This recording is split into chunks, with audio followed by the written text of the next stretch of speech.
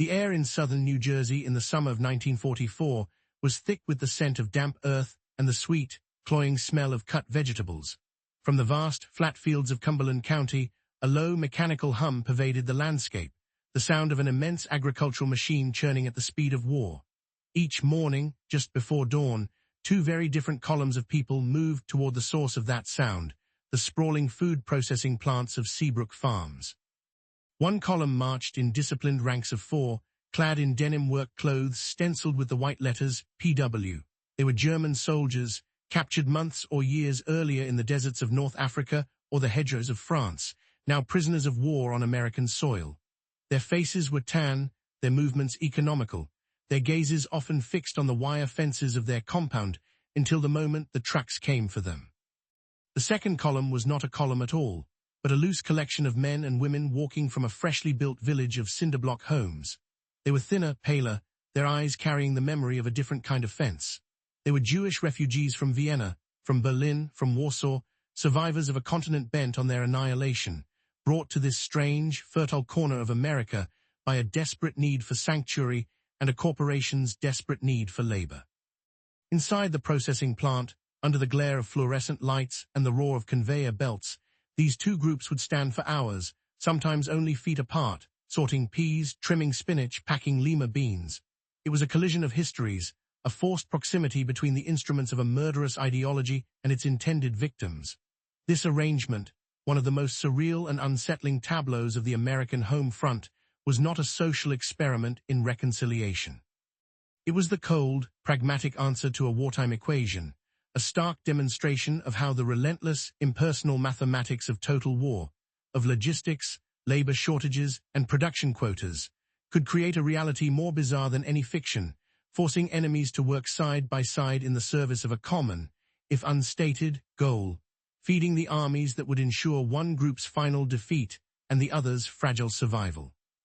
The crisis that brought German prisoners and Jewish refugees to the fields of New Jersey began not on a battlefield, but on an accountant's ledger. By 1943, the United States was facing a catastrophic labor shortage. The Selective Training and Service Act of 1940 had, by that point, pulled more than 10 million men out of the civilian workforce and into the armed forces. Simultaneously, the nation's factories, fueled by cost-plus government contracts, were absorbing millions more to build the ships, tanks, and aircraft required to fight a two-ocean war. Agriculture was hit hardest.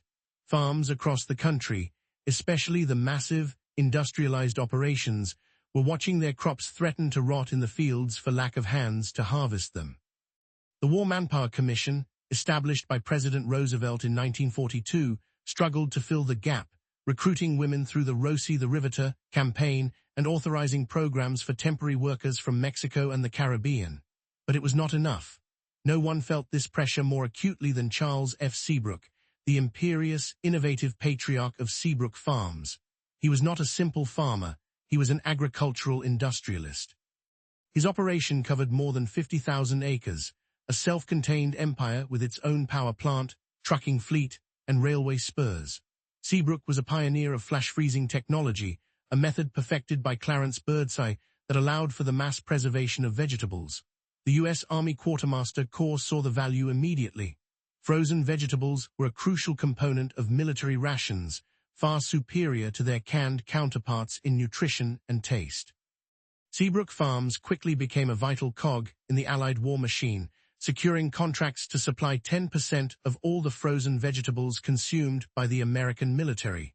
To meet these demands, Charles Seabrook needed a workforce of nearly 5,000 people during the peak harvest season. He needed them to be reliable, cheap, and available on command. He needed an army of his own. The first part of his solution arrived by sea, packed into the holds of returning Liberty ships. In May 1943, the German Africa Corps surrendered in Tunisia, delivering nearly 275,000 seasoned soldiers into Allied hands. The British, their own island nation strained for resources, could not house them all. The United States, with its vast interior and secure distance from the front lines, agreed to take them. This decision marked a turning point. Initially, public and Union sentiment was fiercely against the idea of bringing enemy soldiers to American soil, fearing sabotage, escape, and competition for jobs. But the logic of the labor crisis was inexorable. The War Department, citing Article 31 of the 1929 Geneva Convention, which permitted the use of enlisted prisoners for non-military labor, authorized the creation of a nationwide POW labor program overseen by the Provost Marshal General's Office. By the end of the war, more than 425,000 enemy prisoners, the vast majority of them German, would be interned in over 500 camps across the United States. For industrialists like Charles Seabrook, they were a godsend. Through an agreement with the federal government, Seabrook could contract gangs of German POWs to work in his fields and processing plants. The government paid the prisoners a wage of 80 cents per day in canteen scrip, while Seabrook paid the government the prevailing local wage for an American farm laborer. The U.S. Treasury pocketed the difference, a system that both solved the labor shortage and helped offset the cost of the POW program. The first Germans to arrive at Seabrook were trucked in from a large base camp at Fort Dix, New Jersey. They were organized, disciplined, and accustomed to hard work. Under the watchful eyes of a few U.S. Army military police, they harvested spinach and planted peas with an efficiency that impressed the farm's managers. A dedicated POW branch camp was soon constructed on the edge of the Seabrook property, a standard-issue compound of tar paper barracks encircled by barbed wire and watchtowers, capable of holding up to 2,500 men. The first part of the strange equation was now in place. The second part arrived not in military formation, but in small, frightened clusters. Beginning in 1944, a different kind of displaced person began to appear at Seabrook Farms. They were refugees from Nazi-occupied Europe, primarily Jews who had managed to escape the Holocaust through a perilous network of hiding places, forged documents, and sheer luck. Many were brought to the United States under special provisions by organizations like the European Jewish Children's Aid Society and the National Refugee Service. Unlike the German POWs, who were transporting and housed at the expense of the U.S. military, these refugees arrived with little more than the clothes on their backs. They needed work, and they needed a place to live. Charles Seabrook, ever the pragmatist, saw another opportunity to solve his labor problem. He offered them jobs and housing, building a small community of simple but clean cinderblock apartments and duplexes adjacent to his processing plants. It became known simply as Seabrook Village. Here, families from Germany, Austria, and Poland could begin to reconstruct their shattered lives. The contrast between the two arriving groups was absolute. The German soldiers had crossed the Atlantic as military captives, their transit a matter of state-level logistics. The Jewish refugees had crossed it as fugitives from history, their passage a testament to personal terror and survival. On the factory floor at Seabrook, these two opposing arcs of the European war would finally intersect. The German corporal who had helped push toward Alexandria in 1942 now found himself standing beside a Viennese intellectual who had escaped on the last train before the borders closed. The Luftwaffe mechanic, whose squadron had bombed London, now sorted beans across a table from a woman whose entire family had disappeared into the ghettos of Poland. They shared the same noisy, brightly lit workspace, breathed the same vegetable-scented air, and were governed by the same factory whistle. The war had created an unimaginable chasm between them, and now the war's insatiable appetite for processed food had brought them together in the most mundane of settings. The daily routine at Seabrook settled into a strange, silent rhythm. There was no fraternization. The interactions were minimal, dictated by the relentless pace of the machinery. A German POW might pass a crate of corn to a refugee worker. A refugee might clear a jam on the conveyor belt next to a prisoner. Words were seldom exchanged, and when they were brief, functional, and often spoken in the broken English that was fast becoming the lingua franca of the factory floor. The psychological weight of the situation was immense. For the refugees, the sight of the German soldiers was a constant, painful reminder of the world they had fled. The PW stencil on the back of a man's shirt was a symbol of the regime that had murdered their families and destroyed their homes. One refugee later recalled the shock of the first day seeing the prisoners. They were the enemy, he said, and here we were working side by side. The fear was palpable. Some refugees worried that the prisoners might try to harm them, that the old hatreds would erupt even here, thousands of miles from the battlefields. For the German prisoners, the experience was one of deep dislocation. They were a defeated army, now laboring for their captors in a land of unimaginable abundance. They worked alongside civilians, including women, which was a stark contrast to the rigidly masculine world of the military, and they worked beside the very people their government had declared subhuman. The silence between the two groups was a tapestry of unspoken trauma, resentment, and confusion, yet the work continued. The peas had to be sorted, the spinach washed, the corn packed before it spoiled. The demands of the production line were immediate and absolute, a powerful anesthetic against the intrusions of memory and history. The entire surreal ecosystem was enabled by a carefully managed system of segregation. Outside the factory walls, the lives of the prisoners and the refugees were kept entirely separate. The POW compound was a military installation, run according to the strict protocols of the Geneva Convention. The prisoners lived in barracks, ate in mess halls, and were subject to daily roll calls.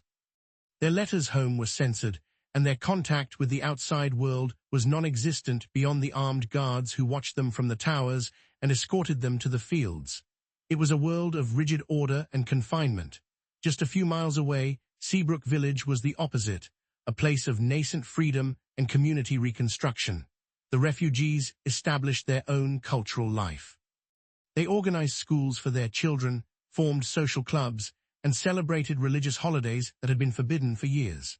The village was a microcosm of displaced Europe, a place where dozens of languages could be heard, and people from all walks of life, doctors, lawyers, artists, tradesmen, were united by the common experience of survival and the shared task of packing vegetables. The American supervisors and local workers acted as a buffer between these two worlds. They saw the POWs primarily as a source of labor, an efficient and uncomplaining workforce. They saw the refugees as victims to be treated with a mixture of pity, curiosity, and respect. For Charles Seabrook, the arrangement was a matter of pure industrial logic. He housed his workers, whether they were German POWs, Jewish refugees, Japanese Americans relocated from internment camps, or migrant laborers from the West Indies, as close to the factory as possible to maximize efficiency. The identities, ideologies, and histories of his employees were secondary to their function. The factory was the great equalizer, a place where everyone, regardless of origin, was reduced to a pair of hands serving the relentless motion of the conveyor belt. This enforced neutrality, however, could not completely erase the tensions simmering just beneath the surface. The German POW population in the United States was not a monolith. It was a cross-section of the Wehrmacht, containing everyone from reluctant teenage conscripts to ardent, ideologically committed Nazis. Within the wire of the POW camps, a secret war was often waged. Hardline National Socialists formed clandestine committees, seeking to maintain party discipline and punish those they deemed traitors or defeatists.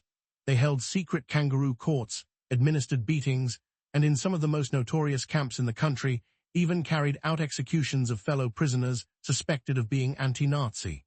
While there is no record of such extreme violence at the Seabrook camp, the presence of these fanatics created a constant undercurrent of intimidation.